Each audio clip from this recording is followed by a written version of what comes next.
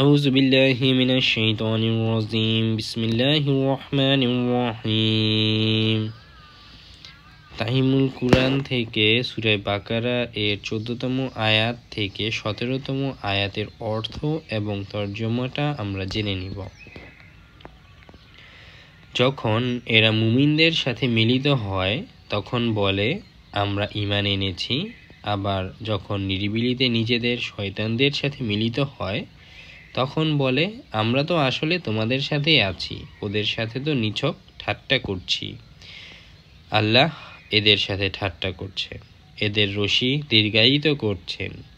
এরা নিজেদের অবাধ্যতার মাধ্যমে অন্ধের মতো পথ হাতড়ে মরছে। এরাই হেদায়েতের বিনিময়ে গোমরাহি কিনে নিয়েছে, কিন্তু এ সওদাটি তাদের জন্য লাভজনক নয় এবং এরা মোটেও সঠিক পথে নেই। এদের দৃষ্টান্ত হচ্ছে যেমন এক ব্যক্তি আগুন জ্বালালো এবং যখন সেই আগুন চারপাশে আলোকিত করল তখন আল্লাহ তাদের দৃষ্টিশক্তি ছিনিয়ে নিলেন এবং তাদেরকে ছেড়ে দিলেন এমন অবস্থায় যে অন্ধকারের মধ্যে তারা কিছুই দেখতে পায় না।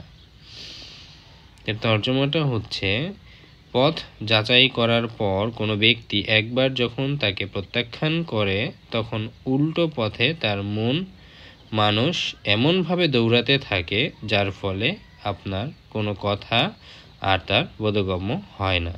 আপনার দাওয়াতের জন্য তার কান হয়ে যায় বধির। আপনার পথ ও পন্থার সৌন্দর্য দেখার ব্যাপারে তার চোখ হয়ে যায় অন্ধ। তখন সুস্পষ্টভাবে অনুভূত হয় যে সত্যি তার হৃদয়ে দুয়ারে তালা লাগিয়ে দেওয়া হয়েছে।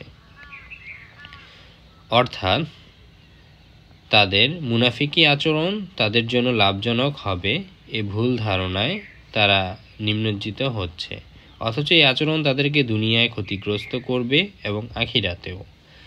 এক মুনাফিক কয়েক দিনের জন্য দুনিয়ার মানুষকে ধোঁকা দিতে পারে, কিন্তু সব সময়ের জন্য তার এ ধোঁকাবাজি চলতে পারে না।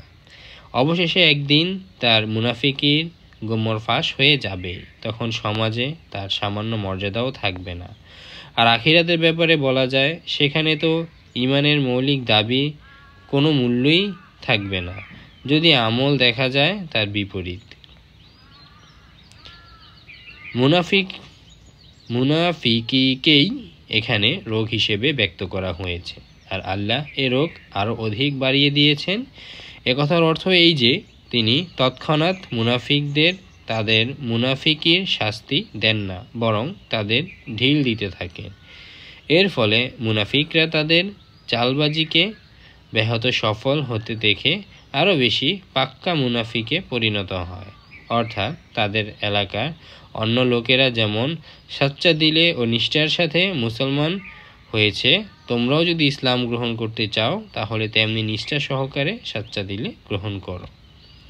যারা সাচ্চা দিলে নিষ্ঠা সহকারে ইসলাম গ্রহণ করে নিজেদেরকে উৎপীড়ন, নির্যাতন, কষ্ট ও বিপদের মুখে নিক্ষেপ করেছিল, তাদেরকে তারা নির্বোধ মনে করত তাদের মতো নিছক সত্য ও ন্যায়ের জন্য।